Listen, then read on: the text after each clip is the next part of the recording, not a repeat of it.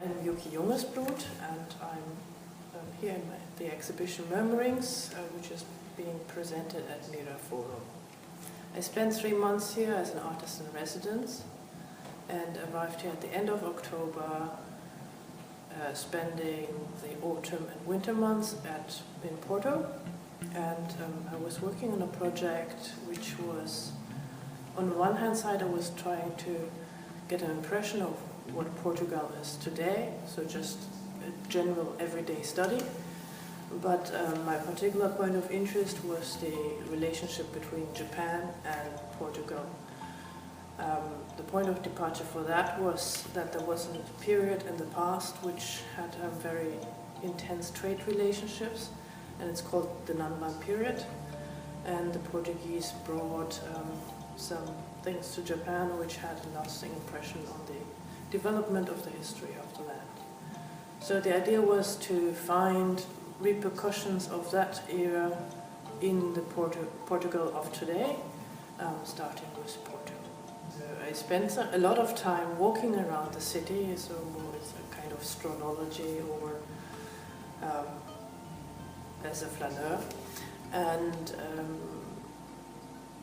at first sight it is quite difficult to find so many things resonating or reminding me of Japan. So I was looking for more indirect ways of building ties or connections or links to Japan, and that comes via general ideas like folk, something that's not quite as sharp, out of focus, and it's more a general idea of crossings. So I was looking for some ideas that could represent links or crossings or travel links. But also there were more things on a symbolic level which could remind you of Japan. And there was, for example, the help also of a group of people who came to a talk and who suggested that camellias, which are quite prominent or ubiquitous in Porto, have a relationship to Japan, which of course is also in the name of the flower. So I was looking for camellias, also other flowers which are found in Japan, and there's a general interest in botany or scenery. There, on a more abstract level, I was looking for legends, more fantasy entities like, well, are they fantasy?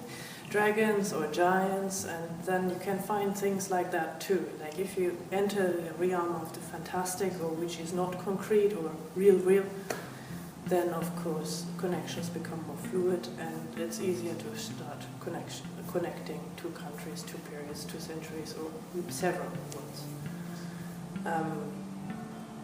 Then there were other strategies. For example, if you look from a more urban point of view, you can find here streets that are called after countries. So you have the Rua da China or the Rua do Japão. I'm not sure about the pronunciation. So I went to just start my investigation looking at those streets which are called after the countries. What you can see here. For me, it's a continuous fascination, which is actually the most obvious connection between Japan and Portugal is the vast ocean. Japan being surrounded by the sea, and the Portuguese at some point being adventurous out in the sea. That's a positive representation. And the ships which were used at the time, they still have a lasting impact also in the Japanese culture in terms of castella, or the packaging of castella cakes, which is a form of panelo. The ships are on their backs. And here I was looking at those kind of ships in Vila do Conde and some other places. And so the whole, in general, I did a quite longish investigation of the seafaring in general. So that's that about another connection regarding those countries.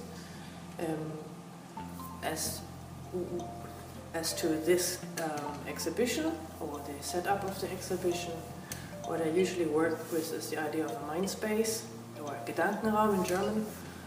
And the idea is that usually you have so many thoughts in your mind at the same time that it's interesting to bring them all in one space so that the visitor can traverse the room for themselves.